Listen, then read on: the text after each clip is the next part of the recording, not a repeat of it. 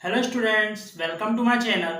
और आज हम मोल कॉन्सेप्ट के बारे में डिस्कशन करने जा रहे हैं। तो मोल कॉन्सेप्ट को समझने से पहले हम लोग कुछ बेसिक टर्म्स समझ लेते हैं। आपने देखा होगा कि अगर आप लोग जाते हैं किसी केले वाले के पास में, तो आप उससे कहते हैं कि भैया 1 दर्जन केले दे दो या 1 डजन केले दे दो। तो 1 डजन केले, तो 1 डजन केले का जब आप उससे कहते हैं तो वो आपको देता होगा 12 केले। कितने? 12 बनाना देता होगा आपको। तो इसका मीनिंग क्या हुआ कि 1 dozen is equal to number of 12, मतलब 12 बनाना। फिर अगर आप किसी शॉप में गए और आपको 100 पेंसिल्स चाहिए, तो आप उससे 100 पेंसिल कहने के बजाय आप उससे 1 सेंट कहेंगे कि 1 cent pencil, give me 1 cent pencil. तो इसका मीनिंग वो आपको कितनी पेंसिल्स देगा? 100 पेंसिल्स देगा। उसी टाइप से अगर मैं ये आपसे कहूँ कि ये चौक है, इस चौक में कितने पार्टिकल्स हैं, यानी कि हमारे पास में सब्सटेंस है, इसमें कितने पार्टिकल्स हैं। तो इसमें पार्टिकल्स होते हैं, यानी कि कोई भी सब्सटेंस होता है उसमें पार्टिकल्स होते हैं 6.022 इंटू 10⁻23। अब इसे, ये जो इतना बड़ा नंबर है, इसे बोलना आसान नहीं होता है, तो इसीलिए इसे हम कहते हैं मोल। हम कहते हैं मोल, 1 मोल। तो 1 मोल में कितने पार्टिकल्स होते हैं? 6.022 इंटू 10⁻23। तो कोई भी सब्सटेंस होता है उसके 1 मोल में इतने पार्टिकल्स होते हैं। तो ये चौक, अगर हम कह रहे हैं कि चौक, जो चौक है, इसका अगर 1 मोल की बात करें तो इसके 1 मोल में कितने पार्टिकल्स होंगे? 6.022 इंटू 10⁻23 पार्टिकल्स। अब यहाँ पे आप लोग पार्टिकल्स का मीनिंग समझ लीजिए कि पार्टिकल्स का मीनिंग क्या होता है। तो देखिए, पार्टिकल्स का मीनिंग आप कुछ स्टेप्स समझ सकते हैं कि पार्टिकल्स का मीनिंग एटम्स, पार्टिकल्स यानी कि एटम्स, या फिर मोलिक्यूल्स आप कह सकते हैं, मोलिक्यूल्स, या फिर आप कह सकते हैं आयंस, आप कह सकते हैं आयन। तो अगर आपसे कहीं भी ये कहा जाए कि 6.022 इंटू 10⁻23 एटम्स, एटम्स, तो इसका मीनिंग ये हुआ, इसका मीनिंग ये हुआ कि आपसे कहा जा रहा है कि 1 मोल एटम, 1 मोल एटम, 6.022 इंटू 10⁻23 एटम्स का मीनिंग होता है 1 मोल एटम। इसी टाइप से 6.022 इंटू 10⁻23 मोलिक्यूल्स, मोलिक्यूल्स, इसका मीनिंग होता है 1 मोल मोलिक्यूल्स, इसका मीनिंग होता है 1 मोल मोलिक्यूल्स। इसी टाइप से अगर आपसे कहा जाए 6.022 टू 10⁻23 आयंस, तो इसका मीनिंग होता है 1 मोल आयंस। तो इसका मीनिंग होता है 1 मोल आयंस। आपसे क्या कहा जा रहा है? 1 मोल आयंस कहा जा रहा है आपसे। अच्छा, ये जो नंबर होता है आपका 6.022 इंटू 10⁻23, इसे ही हम कहते हैं एवोगैड्रो नंबर। इन्हें हम कहते हैं एवोगैड्रो नंबर, एवोगैड्रो नंबर। तो ये जो एवोगैड्रो नंबर होता है, इसे हम रिप्रेजेंट करते हैं कैपिटल एन ए से। एवोगैड्रो नंबर को हम लोग कैपिटल एन ए से रिप्रेजेंट करते हैं। और जो मोल होता है, मोल, मोल को हम रिप्रेजेंट करते हैं स्मॉल एन से। मोल को हम रिप्रेजेंट करते हैं स्मॉल एन से। मोल की यूनिट होती, मोल जो होती है, मोल क्वांटिटी ऑफ मेटर की यूनिट होती है, यानी कि किसी भी मेटर में कितनी क्वांटिटी है, किसी भी मेटर में कितनी क्वांटिटी होती है पार्टिकल्स की, तो उसके लिए हमारे पास यूनिट होती है मोल, और मोल को हम डिनोट करते हैं स्मॉल एन से। तो चलिए हम अब जरा मोल को डिफाइन कर लेते हैं और मोल को समझ लेते हैं। तो मोल तो वैसे नंबर होता है 6.022 इंटू 10⁻23। अब मोल को हम लोग डिफाइन कर लेते हैं जरा। तो मोल को अगर आपको डिफाइन करना हो तो डिफाइन करने से पहले आप समझ लीजिए कि मोल होता क्या है। तो कार्बन C6 कार्बन 12 के 12 ग्राम मास में C612 इट मीन्स ये जो 6 है ये कार्बन का एटॉमिक नंबर है और 12 जो है कार्बन का एटॉमिक मास है। तो कार्बन 12 के 12 ग्राम मास में 12 ग्राम मास में जितने भी पार्टिकल्स होते हैं उसे हम कहते हैं मोल, उसे हम कहते हैं 1 मोल। तो आप ये कह सकते हैं कि number of particles present in 12 gram of C612 is called 1 मोल। और 1 मोल में कितने पार्टिकल्स होते हैं? तो 1 मोल में पार्टिकल्स होते हैं 6.022 इंटू 10⁻23 और इसे हम क्या कहते हैं? Avogadro number. तो चलिए इसे हम डिफाइन कर देते हैं, देख लीजिए आप लोग। हम इसे लिख सकते हैं कि नंबर ऑफ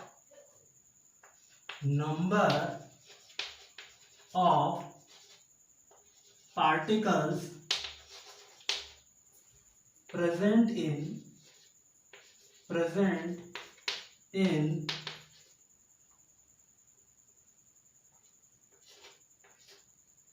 6C12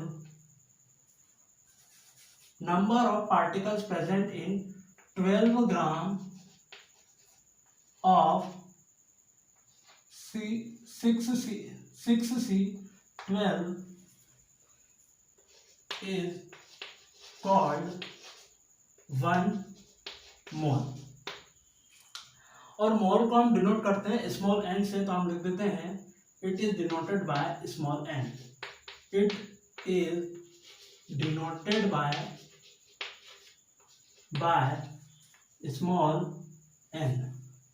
अब 1 मोल जो है ये 6.022 इंटू 10⁻23 के इक्वल होता है, 23 पार्टिकल्स के इक्वल होता है।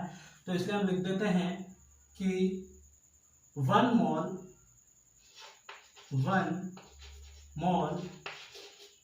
is equal to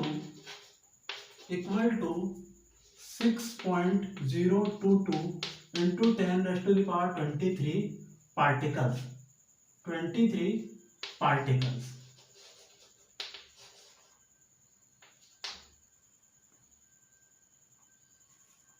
और ये जो पार्टिकल ये जो नंबर है 6.022 इंटू 10⁻23 इसे हम कहते हैं एवोगैड्रो नंबर। तो हम ये लिख सकते हैं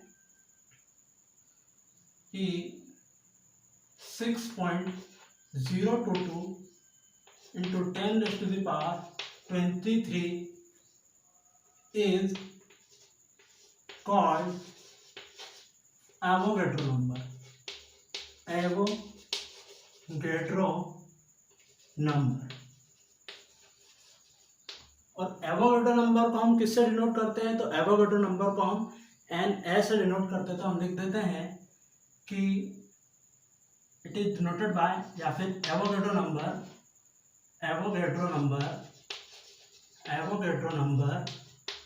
is denoted by capital Na। तो ये हो गई मोल की डेफिनेशन। और जैसा कि मैंने आपसे कहा था कि आपसे कहा जाए कि 6.022 to 10⁻23 atoms is equal to 1 mole atoms या फिर आयंस, तो 1 मोल आयंस, या फिर कहा जाए इतना मॉलिक्यूल्स तो is equal to 1 mole molecules, इस टाइप से हम कह सकते हैं। तो वो भी मैं आपको लिख के बता देता हूँ कि आप ये बता सकते हैं, नोट लिख देते हैं हम लोग नोट्स में कि 6.022 into 10⁻23 atoms is equal to 1 mole atoms. इसके अलावा 6.022 into 10⁻23 molecule is equal to 1 mole molecule या फिर 6.022 into 10⁻23 ions is equal to 1 mole ion, 1 mole ion. तो ये था आपके पास में मोल की डेफिनेशन और कुछ स्पेशल पॉइंट्स। अब हम मोल से रिलेटेड फार्मूले की बात कर लेते हैं। मोल से रिलेटेड जो फार्मूले होते हैं हम उनकी बात कर लेते हैं। चलिए,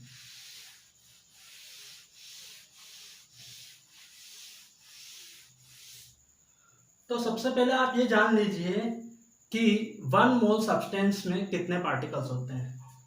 तो 1 mole substance is equal to 1 mole substance is equal to 6.022, या तो हमारा फर्स्ट पॉइंट का 022 इंटू 10⁻23 पार्टिकल्स। और पार्टिकल्स का मीनिंग मैं आपको ऑलरेडी बता चुका हूँ, atoms, molecules and ions. Second point, हमारे पास में फार्मूला होता है कि small n is equal to W upon capital M। यहाँ पे n का मीनिंग होता है मोल, n का मीनिंग होता है मोल, W का मीनिंग होता है मास, सॉरी वेट या मास। ठीक है, तो आप कह सकते हैं कि ग्राम मास। और m का मीनिंग होता है मोलेक्युलर मास। m का मीनिंग आप कह सकते हैं मोलेक्युलर मास। तो इस टाइप से आप ऐसा कह सकते हैं कि ratio of mass and molecular mass is mole. Ratio of mass and molecular mass is mole. तो हम लिख देते हैं, और ऐसा कब, जब हम यहाँ पे मोल को 1 मोल लें, मोल के प्लेस पे 1 मोल लें। तो ratio of mass and molecular mass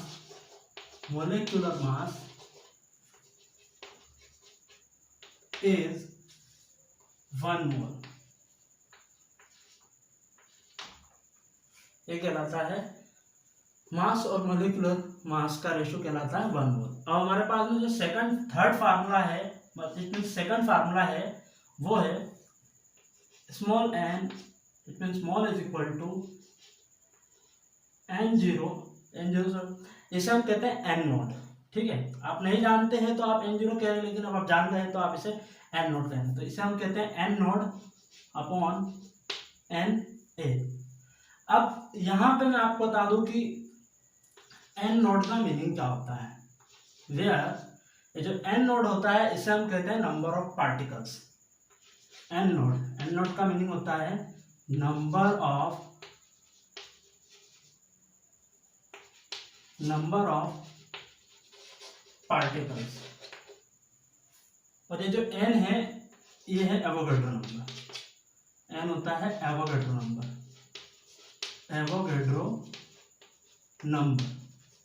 n क्या होता है आपके पास में, n होता है एवोगैड्रो नंबर। तो इसका मीनिंग ये हुआ कि अगर हम n के प्लेस में 1 मोल ले लें, n के प्लेस पे अगर हम 1 मोल ले लें तो 1 मोल में कितने पार्टिकल्स होते हैं, 6.022 इंटू 10⁻23। 6.022 इंटू 10⁻23, बिकॉज Na की वैल्यू क्या होती है 6.022 इंटू 10⁻23। तो हम ये कह सकते हैं कि 1 मोल इज इक्वल टू कितने पार्टिकल्स, 6.022 इंटू 10⁻23 पार्टिकल्स। अब जो हमारे पास में थर्ड फार्मूला होता है, fourth point, second point, third point, fourth point, तो हमारा थर्ड फार्मूला होता है वो होता है n is equal to v upon 22.4। अब यहाँ पे v क्या होता है, तो v मैं आपको बता देता हूँ। Where v is equal to, ये जो v होता है ये गैस का वॉल्यूम होता है एट NTP, यानी कि नॉर्मल टेम्परेचर एंड प्रेशर पे। तो v, और वो भी किस में, लीटर में। तो v is the volume of gas at NTP. It means normal temperature and pressure in litre. इसमें होता है, तो ये होता है लीटर में होता है गैस का वॉल्यूम. और 1 मोल गैस में अगर हम n के प्लेस पे 1 मोल ले लें तो 1 मोल गैस में 22.4 लीटर गैस होती है. 22.4 लीटर 1 मोल गैस का जो वॉल्यूम होता है वो होता है 22.4 लीटर. तो हम यहाँ कह सकते हैं n के प्लेस पे अगर हम 1 मोल ले लेते हैं, हम ये कह सकते हैं कि 1 mole gas is equal to 22.4 litre. 22.4 litre. तो 1 मोल गैस में 22.4 लीटर होता है. 1 मोल गैस का वॉल्यूम 22.4 लीटर होता है. अब इसके आगे हम लोग बात कर लेते हैं नॉर्मल टेम्परेचर और standard. Normal temperature and pressure and standard temperature and pressure, ये क्या होता है इसको हम समझ लेते हैं. तो देखिए